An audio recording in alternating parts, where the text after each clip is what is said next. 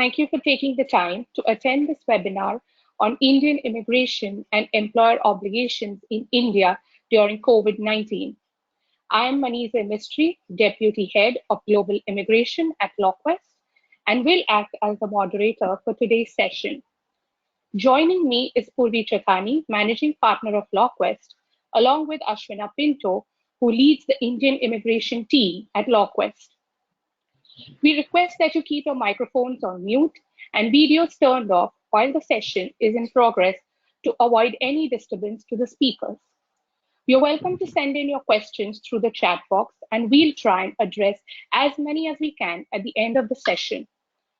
On 11th March 2020, the World Health Organization declared COVID-19 as a pandemic and a public health emergency of international concern. Since then, India has been taking steps to prevent the spread of this disease. The first confirmed case of COVID-19 in India was reported on January 30th, 2020. And in the past few weeks, India has seen COVID-19 cases soar at a rapid rate. Today, we are in day 43 of an 8-week nationwide lockdown and a heavy restriction on a country of 1.3 billion people.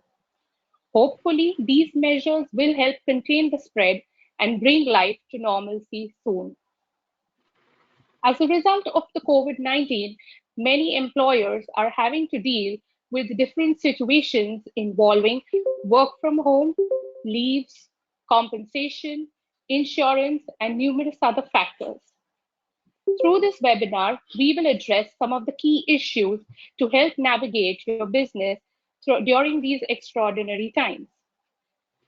The first part of the discussion will focus on foreign nationals and international travel, and the second part will focus on employer-employee issues within India. To begin with, Ashwina, here's my first question to you. What are the current COVID-19 related measures that restrict travel to India? So before I address this question, thank you everybody for taking the time out to join us. Now, the government of India issued a travel advisory on the 23rd of March, stating that no international commercial passenger aircrafts will be allowed to land and disembark its passengers, including Indian nationals in India. So no inbound travel into India. Now, this travel restriction was extended until the 14th of April and then until the 3rd of May. On the 2nd of May, the government, in continuation with the lockdown until the 17th of May, has further extended this restriction until the 17th of this month. Therefore, no incoming commercial passenger services will be allowed into India until then. This restriction, however, does not apply to international all cargo operations and flights specifically approved by the DGCA, which is the Directorate General of Civil Aviation. Now, as you all know, thousands of Indians abroad, whether those on work or students, have been stranded and due to the travel restriction have been unable to return to the country. Earlier this week, on Monday in fact, the government announced that it would evacuate stranded Indians from 12 countries in a phased manner between the 7th of May to the 13th of May. So the stranded citizens will be brought back by aircraft and naval ships, which expense the individuals must incur. The individuals must directly reach out to the concerned Indian mission in order to do so. Upon their arrival, the evacuated citizens will then be subject to a mandatory quarantine for a period of 14 days, either in a hospital or in an institutional quarantine by the concerned state government. Now, in an attempt to curb the spread of COVID-19, the government has also issued the following guidelines. Number one, all Indian visa services, not including in-country registrations or visa extensions or any other in-country services, stand suspended until the 17th of May. India has temporarily suspended the visa on arrival facility, which is available to Japanese and South Korean nationals. Also, OCI card holders, that is the Overseas Citizen of India cardholders in India remain in valid status. However, OCI cardholders outside of India cannot travel to India until the 17th of May. Further, visas of all foreign nationals who are already in India remain valid until their expiry, and there are special provisions for their in-country extension. Thank you, Ashwina, for that detailed response. I understand that the Ministry of Home Affairs came out with these extended guidelines last evening. So these are good measures considering the number of positive COVID-19 cases are on a rise. My next question is for you, Purvi. Ashwina mentioned that the visas of all foreign nationals who are in India remain valid. But what options does a foreign national have whose visa has expired or is about to expire soon? So the Indian government has been very proactive about this right from the beginning. They have announced, when they announced the first lockdown, soon after that, they announced that foreign nationals who are within the country will continue to remain in status. And if their visa has expired or is about to expire, they can apply for an extension online.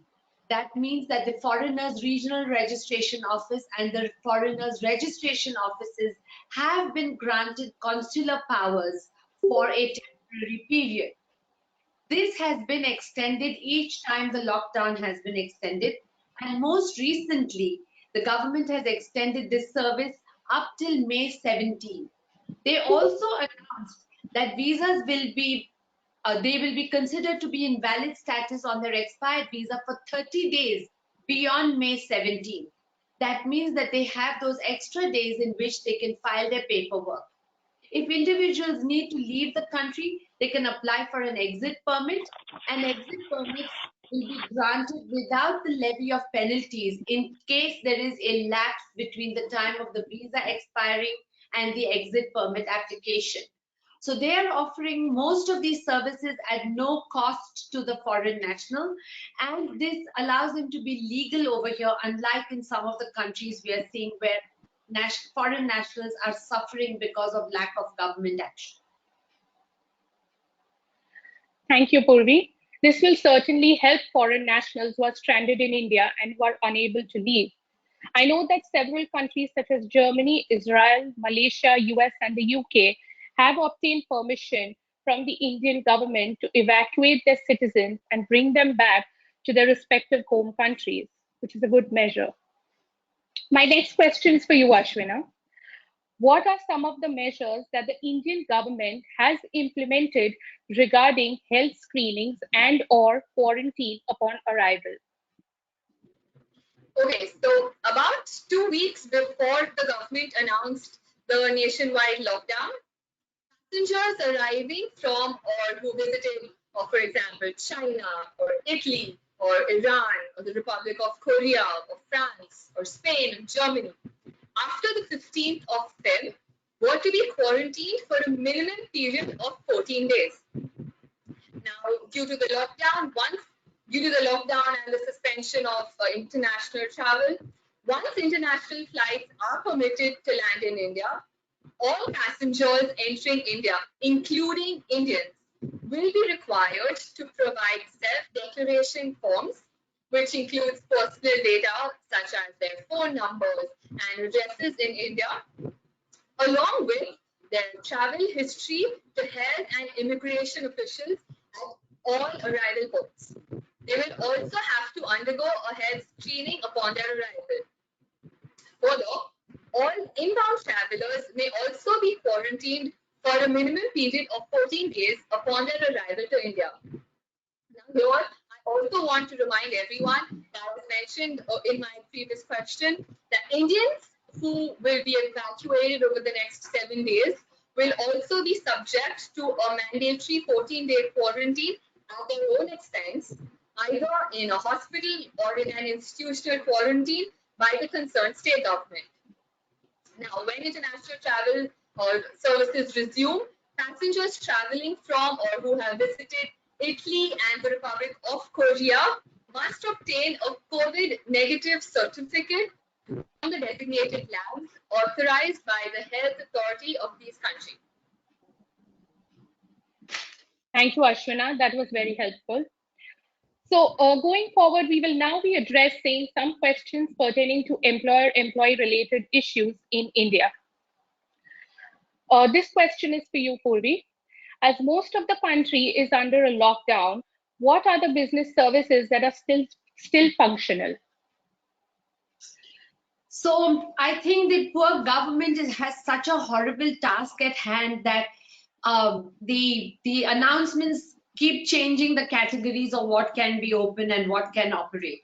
However, there are certain things that have been considered to be essential services from the beginning, and that is banking services, financial services, essential commodities. So grocery shops were allowed to operate, but they were allowed to operate for fewer hours. Medical stores, the stores that were selling medicines were allowed to operate, but again for limited hours. And now the government has divided the entire country into zones, depending on the number of COVID-19 cases that they have and the risk of it spreading. So, for example, Mumbai, which is a very densely packed city, which has in certain areas more than 1 million people living within a square kilometer. In such places, we are in the red zone. So we are not allowed to do much. Except for the essential services, nothing else is open or available. But if you, even within Mumbai, if you are in a containment area, which is in an area where in the residential place there have been cited cases of COVID-19, then you're not even allowed to step out on the road and not take your car out, and there are lots of those type of restrictions. In the amber zone and in the green zone, there is a more liberalized activity. In the green zone, it's pretty much they're allowed to go for business as usual, but must maintain social distancing.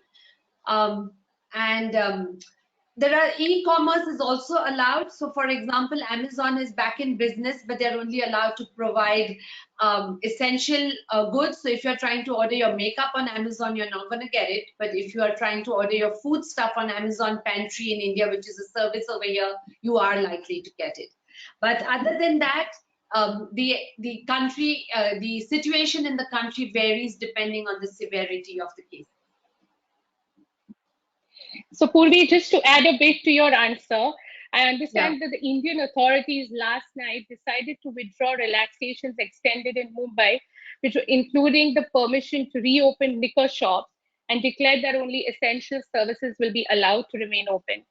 So this was because there were such long queues outside liquor shops, and social distancing norms were completely different. They were not followed.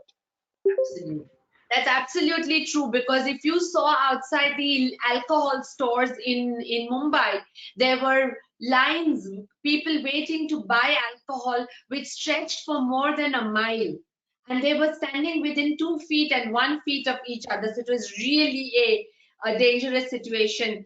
And now the government has clamped down on alcohol stores again. Yes, it was, in a way, it was a funny situation, but in a way, it was a stupid situation. If only people could have restrained themselves, they could have still gone out and bought their bottle of wine. Okay, so moving forward, Ashwina, this question's for you. With majority of employees working from home, do all their employee benefits continue? And how will the allowances of employees be treated? Well, to be absolutely honest, this is a question to be tested. There is no clear cut answer as yet. That being said, we are of the view that all benefits and allowances shall be payable to the employee as were being paid earlier, even during work from home, as we are currently observing. Now, all laws which applied in offices will continue to apply in the work from home scenario. In the absence of specific laws or notifications regarding work from home, all obligations of an employer will continue even in the work from home situation. For example, all social security benefits, your work hours, adherence to overtime, PF, gratuity. Also, allowances such as travel, for example, which the employees are currently not utilizing during the work from home. Now, this cannot be altered or cancelled, and all allowances, whether they are utilized or not, that form part of the employee's salary will be due and payable. Thank you, Ashwina. That was well put. So, since we all are adapting and embracing the work from home concept, I'm sure employees in India are walking through uncharted territory. Okay, my next question is to Purvi. Can an employee be terminated during COVID-19 lockdown?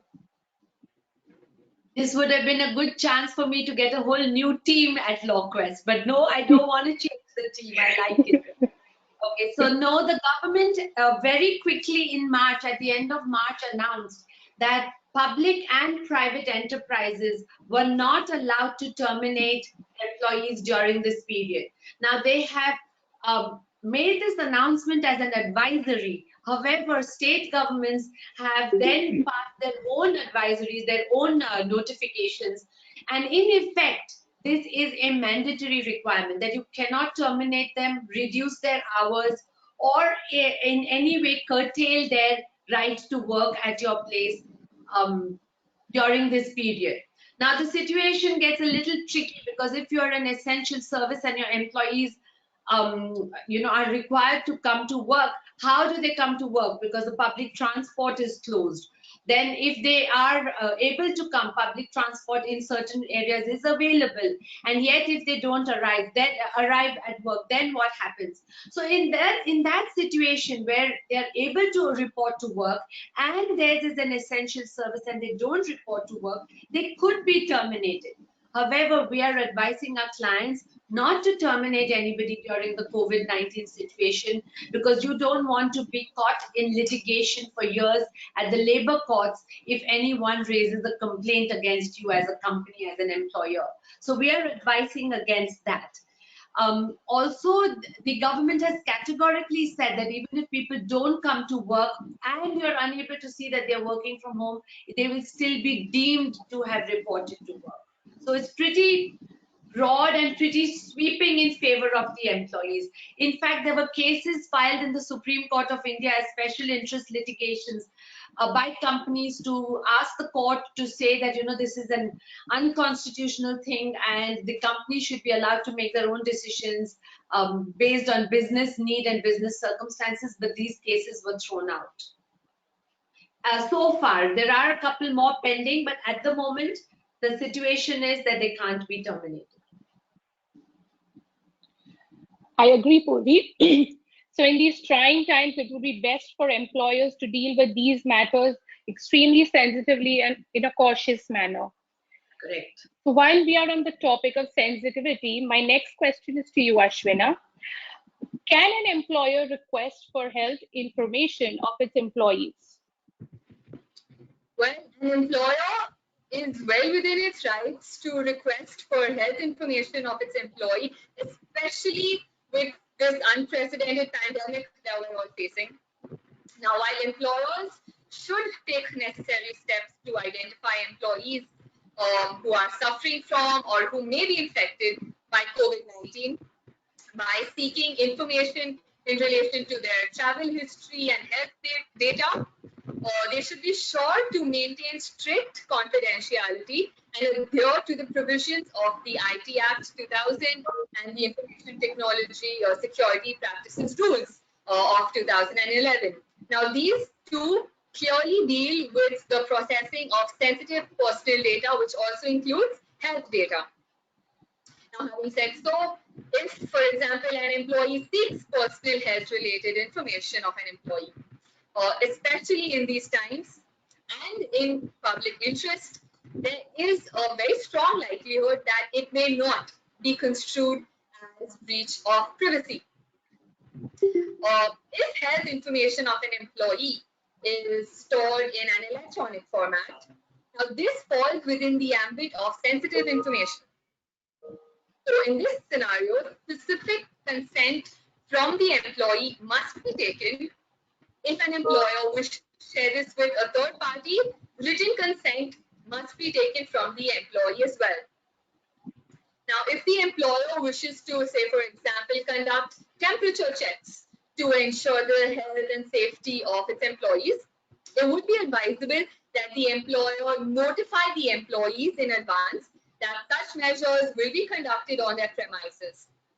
Now, this notification should clearly state that the purpose of performing such screening is only during this particular COVID-19 situation and as a precautionary measure to ensure the safety of its employees.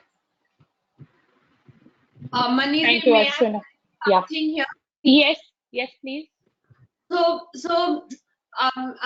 just wanted to add one more word of caution to what Ashwina said. I mean, she said it, but I just want to repeat it because it's very important that employers must take written consent of their employees, and it should be informed consent, because the employer also would have to declare to the government if they find that there is a COVID-19 infected employee. They would have to inform the local health authorities. So it is best to take informed written consent from employees in advance, even if you're not going to keep the information in an electronic format, because you don't know how you're going to transmit it to the government. You don't know how the government is going to store it and then use it. So best to get informed written consent. Absolutely agree. Thank you, Purvi. That was important. Okay, my next question is for you, Purvi. Can wages and work hours be reduced during the government imposed lockdown? So the central government in its announcement of March 20th has advised not to terminate employees or reduce their work hours. So no, you cannot reduce their work hours. In addition to that, the Ministry of Home Affairs also made an announcement requiring employers of all industries and shops and establishments to pay wages to all workers without deductions during the lockdown. So it's a very sweeping requirement. So even if like there's no clarity on if they've taken a loan, can you deduct their loan during this period or not? There are no specifics helping employers navigate the salary requirements. In addition to that, the central government has made these announcements, but the state governments and the state employers are all governed by the Local Shops and Establishment Act, which plays out differently in different states. So you'll have to comply with the Shops and Establishment Act of the state where your business is. In addition to that, you've also got to comply with the Industrial Disputes Act, which governs factories and workmen, which requires a minimum of 21 days prior notice of any detrimental change to their terms of employment. So our advice again to employers is please don't reduce wages at this period. Thank you, Purvi. Sorry, I just wanted to add one more thing. So senior management, so let's say you're senior management, you're not a blue collar worker or a white collar worker, but you're in a management position, you're in a senior position. These terms of employment are generally based on contracts and they're negotiated between the employer and the employee. Those individuals, their salaries can be reduced, and that just has to be recorded in a novation of a contract or a new employment contract or an addendum to the contract. That can be reduced, but not otherwise. So senior management and anybody who's got negotiated contracts, you could consider reducing their salary. Sure. Thank you for that. So now going forward to safety measures in the workplace area, I have a question for Ashwina. What are some of the safety measures an employer should adopt in a workplace? Well, the central government issued guidelines on the 15th of April prescribing standard operating procedures that an employer should adopt when they reopen. Now, in addition to ensuring completely disinfecting the workplace and ensuring physical distancing is being maintained, certain other measures include, say, encouraging the staff to work from home wherever feasible, or conducting thermal scans or temperature checks of the employees. Also providing specific transport facilities for employees who otherwise use public transport to the extent possible. Also, meetings, as far as feasible, may be done through video conferencing, as we are all seeing nowadays. Advising all staff who are at a higher risk, say, for example, older employees or pregnant employees, and employees who also have underlying medical conditions. So the employer should also inform them that they ought to take extra precautions in these times. Okay. Thank you, Ashwina. So we have, completed our questions, and thank you, Purvi and Ashwina, for your valuable insights and some very detailed information. Hopefully, this discussion would have cleared some doubts and provided direction. And again, if there is anything else that you would like to be addressed, or if you have any follow-up questions, please feel free to send them via the chat box.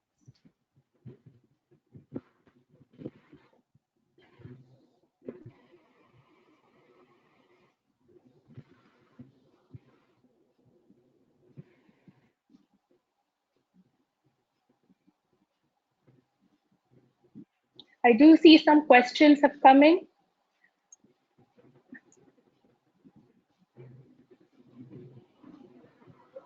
So the first question is for you, Purvi. Can an employee be asked to utilize their paid leave during this lockdown? So no, employees are entitled to utilize their paid leave at their discretion. So they cannot be forced. They cannot be forced to use their paid leave at this point. Okay, thank you for that. The next question, it's quite interesting. Ashwina, you can take this one. Can an employer take disciplinary action if an employee is not performing his or her assigned duties while working from home? Oh, well, short answer, yes, an employer can act against an employee, but it must be in accordance with established procedures. So if the employee, for example, is found lacking in the performance of his assigned duties, such action can be taken, but it should not be in violation of the applicable laws, principles of natural justice. Also, due consideration should be accorded to the current lockdown situation and limitations for employees to perform their assigned tasks from home. For example, maybe such as unavailability of adequate IT resources or connectivity issues. Okay, thank you for that, Ashwina. So we have another question. Purvi, you can take this one. Whether the employer can reduce or downsize the workforce on account of business slowdown due to lockdown pursuant to COVID-19. So I think we've already addressed this question, but to sort of recap, no, they should not downsize at the moment. They cannot downsize at the moment. You could end up in court in long drawn and expensive litigation if you did it. So it'll be better to pay them their salary, ride out the COVID-19 situation, document why you are dismissing any employee, terminating any employee, and then terminate them. In India, termination is generally not permitted without cause, especially under the Shops and Establishment Act, etc. So unless you have employees who are bound by contracts, you'll have to be very careful to record cause, that they did something that merited a termination. And you'll also have to record all that. And also there is a procedure in which you've got to give them a hearing within the organization with a committee or an officer that you have appointed for this. So you've got to take care about that.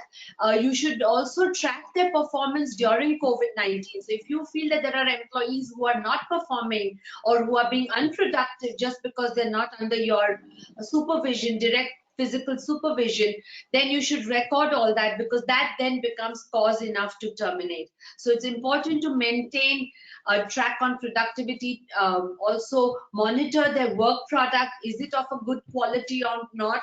Are they meeting deadlines? Are they joining your office calls, etc.? Because all that, if they don't do, it will give you cause to terminate them at the end of COVID-19. Thank you, Purvi, for taking that. Uh, Ashwina, could you help with this next question? So, for a foreign national who is currently outside India and needs to renew their visa soon, do they have a 30 extra days as of the day of the expiration of their visa? Well, Purvi actually addressed this query previously, but I'd be happy to do this again. So there have been, the government of India has made provisions for foreign nationals whose visas have expired, now specifically within the period, say 1st of Feb, up until the day the travel restriction is set to continue, which is the 17th of May.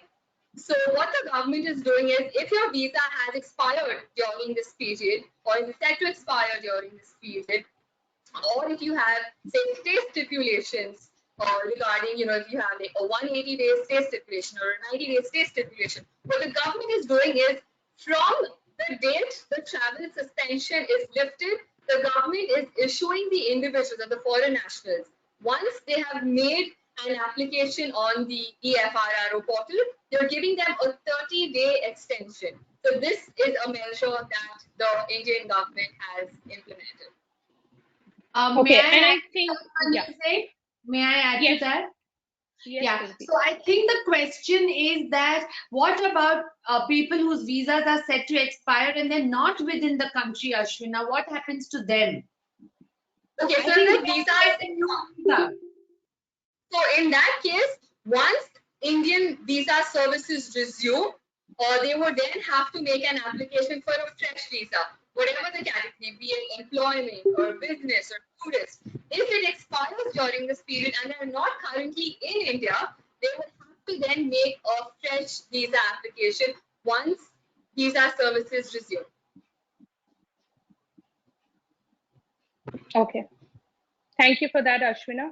I believe this question was already answered during the discussion. Basically, the question is, when are international flights allowed to return to India? So I Yeah, believe as of now, until May 17th, all flights are suspended, right, Ashwina? correct. And that could get further extended. We don't know. As of now, and only the special flights bringing back Indian nationals will operate for now. Okay. Purvi, if you can answer this question, I think this is based on the recent update that has come from the government. So the government of India is facilitating the return of Indian nationals stranded abroad effective May 7, 2020. So the caller wants to know any idea how far this information is correct. So that information is correct. However, they've not said where they're going to airlift them from first. So are they going to airlift them from wherever they are located, or have they found certain countries that they're going to airlift them from first? Anecdotally, and through the unofficial grapevine, we've learned that they're going to airlift the people that are stranded in the Gulf region first, and then they will take care of the other nationals. Now, they also have only arranged limited flights within 7 days, and we've got thousands of people stranded outside India. So I'm not sure whether everybody will be able to get on the flight. However, it is important that whoever does want to get on that flight registers with the Indian consulate or Indian embassy in their jurisdiction and expresses their reason and interest in returning to the country, so that at least they are put on a list. If they're on the list, they will be considered for the flight back. But if they're not on the list, they're not even going to, get on the flight. So it's going to be tough, but they should at least register. Right. So in addition, I'd just like to add to what Purvi just said. So in the list, when the individuals, this is now our understanding, that when the individuals submit their say form to be put on the list to be evacuated, certain criteria they would have to include, say age, or if they have any physical ailments, or if they're sick, so age. So certain considerations will be taken for them to be put on onto the flights there before able-bodied persons would be considered. So this is our understanding that say the elderly or people who are suffering from severe ailments will be given priority over able-bodied people. Thank you, And Ashwina. That also, also answered a, yeah. I'm Mani sorry, has Purvi, please. So even for example, even OCI cards are suspended just now. So we've had several clients who've contacted us that I am an OCI card holder. My mother is in hospital. My brother is dying in Chennai. I need to get on the. I need to get to India. I need to get to India now. These individuals were trying to come to India when flights were not being allowed to land in India. I would suggest that even these people contact their consulates and embassies and make a case, make a humanitarian case to be put on these flights. Of course, the flights are primarily for Indian nationals, but on humanitarian grounds, I think that the consulates have the power to make discretionary decisions. Thank you, Purvi. Thank you, Ashwina. If there are any more questions, please do put them in the chat box and we'll be happy to address them.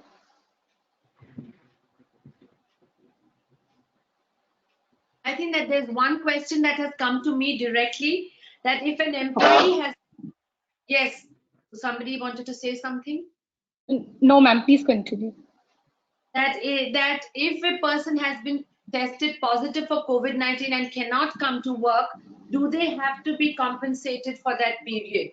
Or does it count as their sick leave or their regular leave? What is the regulation on that, Ashwina? Are you able to help us? Yes. So typically, even before the COVID-19 situation arose, employees, if it can be proven that the COVID-19 infection arose while the individual was in employment during the time of contracting it, in this case, the employer would be held liable to compensate the individual for having tested positive.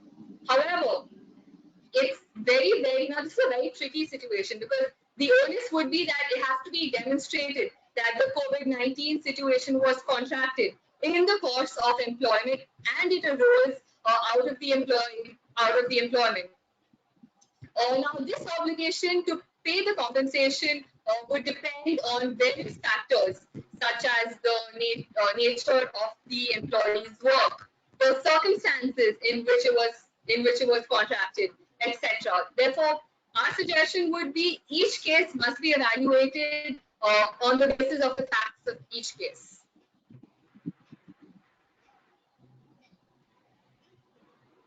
I hope that helps. Okay.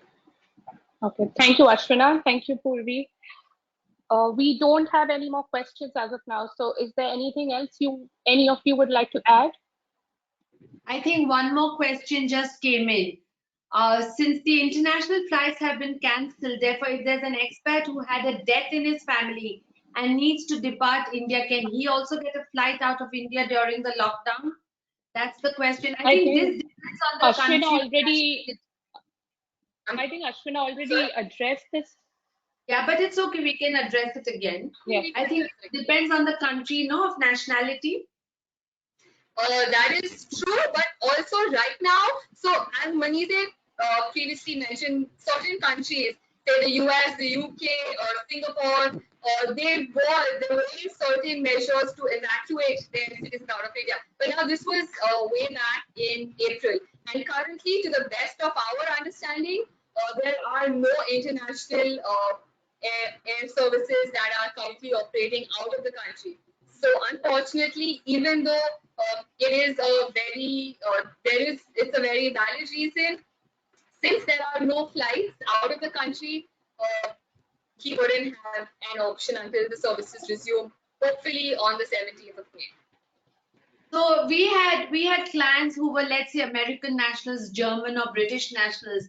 They registered with their consulates in India, and they got onto a list. And as and when the flights were being organized, they were put on flights out. So I would suggest that this person who's had a bereavement in the family should also put themselves on such a register. And if there is no official register, they should at least write to the consulate. There are many emails that are available for citizens, specifically email IDs that are available for citizens. So if they wrote to the consulate and embassy and explained their situation, at least when the next flight is scheduled, they could get on it. So that would be my suggestion.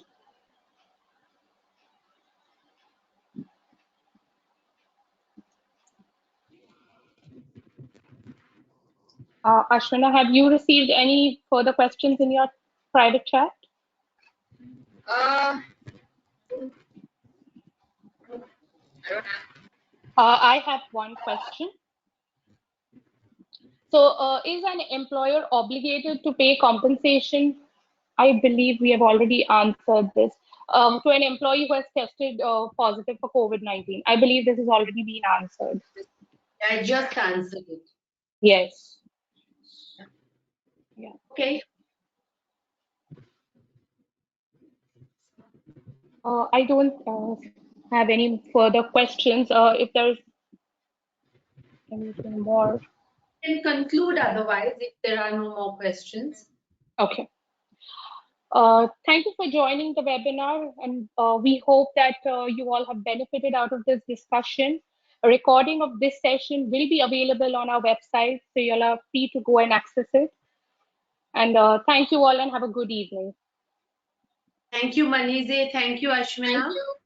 Thank you, Thanks, Purvi. Thank Thank you, you. Ashwina. Bye. Bye.